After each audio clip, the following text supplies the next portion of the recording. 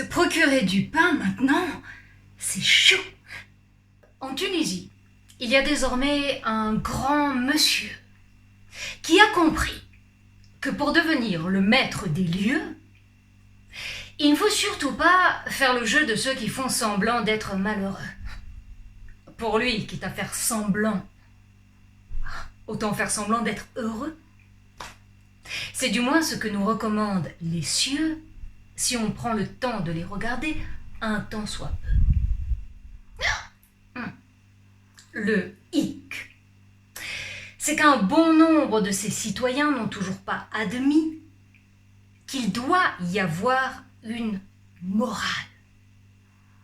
En politique, il doit y avoir une morale, une limite à ne pas franchir, une foi à ne pas trahir. Et même au plus malhonnête, notre grand monsieur a décidé d'apprendre l'honnêteté, la probité morale, qui constitue à ses yeux l'épine dorsale de toute gouvernance. Car il ne peut y avoir de liberté sans dignité. On n'a besoin dans ce pays ni d'une émeute, ni d'une meute pour crier du pain, du pain, du pain avant toute chose. C'est le plus petit commun dénominateur pour nourrir le destin tunisien, qu'il doit être toujours à la portée du premier comme du dernier venu. Mais les spéculateurs, eux, ne l'ont pas entendu de cette oreille. Et par spéculateur, il faut entendre tous les artisans et partisans du beurre sans labeur, ceux qui font leur blé même avec du pain perdu. Et pour que le peuple n'ait pas le moral en berne, ils vont lui proposer deux pains, un pain à l'ancienne et un pain moderne. Deux façons de rouler le peuple dans une farine subventionnée avec de l'argent volé au peuple. Et non, ce n'est pas bénin, proteste le grand monsieur, c'est malin. C'est très malin. Et ce mal est même loin d'être banal, il est capital.